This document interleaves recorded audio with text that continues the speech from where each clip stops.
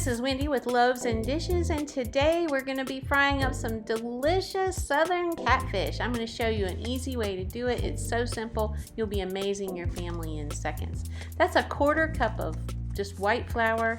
Then I'm going to use a 1/4 cup of yellow cornmeal, a pinch of salt and pepper, and a pinch of cayenne, and about a tablespoon of Old Bay seasoning. If you want to go over to loavesandishes.net, I list all the possible substitutions for that because I know we can't always find things in the grocery store right now. But there you have it. Now I'm going to mix those up really well and then do the requisite 2 taps on the edge of the bowl with my fork, and then we're going to go outside on the deck to fry these. But you don't have to be outside. You can be right in your kitchen. You can do it on the stove top. You just want a good heavy deeper pan. So I'm using a big heavy saucepan, stock pot. You can use a frying pan, just whatever you have. If you're using a frying pan, you'll have to flip your fillets. I didn't have to flip mine. Number one thing you want to know is that you want that catfish to be good and dry before you try to put the batter on it. Because if it is very wet and your oil is hot, you could cause a fire. So get it good and dry before you start trying to fry it. I have links to the items I'm using on the website article if you want to go over there and look. But you want your oil to be at about 375, and there's something very dangerous going on in this video. I want you to know right now because I have to fix this halfway through. Don't let your dog lay under the pot like that. That's dangerous. If that were to pop out of there, he could get hurt. So I had to make them move. But there's my breading, putting the catfish fillets in there. I'm going to coat them good and then kind of shake them off before I put them in the oil.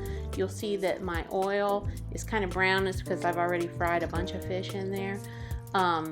But you're going to want to use vegetable oil, sunflower oil, canola oil, something like that, a high temperature oil. That's what I'm frying in, is a mixture of vegetable and peanut oil because that's what I had. Then you're going to put your fish in there. You don't want to do more than just a couple fillets for a big pot of oil like that because you want them to have room to circulate around and get cooked well. And you just don't want to overcrowd. You also don't want to put the fish in until the pan is very hot so that it will come right back up to temperature and fry well. Then once they float and are golden brown, it's going to take about 3 or 4 minutes to do that. You're going to drain them on paper towels, and then your oil will be ready to go again, and you can put your others in there. So that breading that I made is good for about 5 pounds of fish. It doesn't take much per fillet. There you go. That's about right there. There's another. See how they're golden brown? They feel pretty firm to my tongs, and they're about ready to go. So that's it. If you have any questions, don't hesitate to leave questions below. If you've enjoyed this video and you want to hear more, my daughter and I do a podcast called Dorks with Sporks, and I'll do an ad for that right now. But isn't that beautiful catfish? Thanks for joining me. Hey, this is Wendy. Thanks so much for watching this video. I hope you'll join Sarah and I on our mother-daughter adventures in takeout.